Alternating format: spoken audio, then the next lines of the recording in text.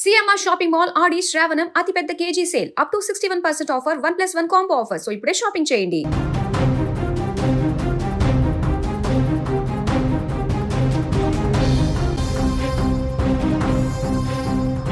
మనం ఇంట్లో కూర్చొని ఒక క్లిక్ చేస్తే చాలు నిత్యవసరాల నుంచి ప్రమాదకరమైన వస్తువుల వరకు అన్నీ ఇంటి గుమ్మానికే వచ్చేస్తున్నాయి.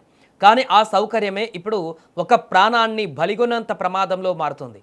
ఆన్లైన్ ఈ-కామర్స్ దిగ్గజాలు అమెజాన్, స్విగ్గీ, బిగ్ బాస్కెట్ల పైన కర్ణాటక ప్రభుత్వం సంచలన నిర్ణయం తీసుకుంది. ఏకంగా ఆ సంస్థల సర్వీసులపైన వేటు వేస్తూ ప్రభుత్వమే రంగంలోకి దిగింది. అసలు ఆన్లైన్లో ఏమమ్ముతున్నారు, ఒక చిన్నారి ప్రాణంతో చెలగాటమాడిన ఆ షాకింగ్ నిజమేంటి, పూర్తి వివరాలు ఒకసారి తెలుసుకునేటువంటి ప్రయత్నం చేద్దాం. కర్ణాటక ప్రభుత్వం తీసుకున్న ఇంతటి తీవ్రమైన నిర్ణయం వెనుక ఒక చిన్నారి ప్రాణంతో ముడిపడిన భయానక ఉదాంతం ఉంది. కర్ణాటకలోని ఓ చిన్నారి తెలియక ఆన్లైన్లో తెప్పించిన ఒక పండును తిన్నాడు. అదే ప్రాణాంతకమైన ఉమ్మెత్త పండు. ఈ పండు ఎంత విషపూరితమైనదో మనందరికీ తెలిసిందే.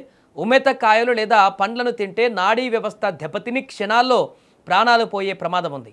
ఆ చిన్నారి ఆ పండు తిని అస్వస్థతకు గురి కావడంతో ఈ దారుణమైనటువంటి విషయం వెలుగులోకి వచ్చింది.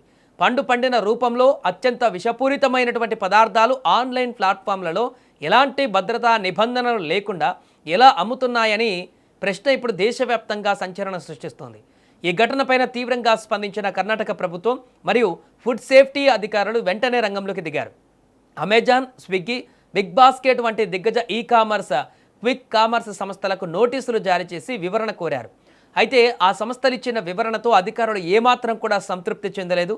మాకు దీంతో సంబంధం లేదు, థర్డ్ పార్టీ సెల్లర్స్ విక్రయిస్తున్నారు అనేలా బాధ్యతారాహిత్యంగా సమాధానం ఇవ్వడంపై కర్ణాటక ప్రభుత్వ అధికారులు తీవ్ర ఆగ్రహం వ్యక్తం చేశారు. ప్రజల ప్రాణాలతో చెలగాటమాడితే ఊరుకునేది లేదంటూ కూడా తేల్చి చెప్పారు. ఇక వారి వివరణతో సంతృప్తి చెందకపోవడంతో కర్ణాటక ప్రభుత్వం కఠిన చర్యలకు ఉపక్రమించింది.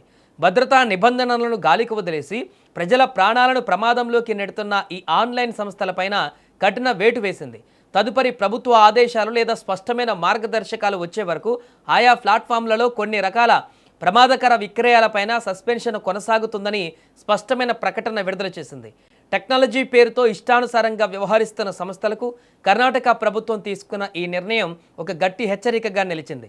సౌలభ్యం పేరుతో మనం వాడే యాప్లు, ఆన్లైన్ డెలివరీలు ఒక్కోసారి ఎంత ప్రాణాంతకరంగా మారుతున్నాయో ఈ ఘటన నిరూపిస్తుంది. లాభాల ఆర్జనే ధ్యేయంగా పనిచేస్తున్న ఈ-కామర్స్ సంస్థల బాధ్యత రాహిత్యానికి ఇది అద్దం పడుతుంది. కర్ణాటక ప్రభుత్వం తీసుకున్న ఈ సాహసోపేత నిర్ణయం మిగతా రాష్ట్రాలకు కూడా కనువిప్పు కావాలి అంటూ కొందరు కామెంట్స్ చేస్తున్నారు.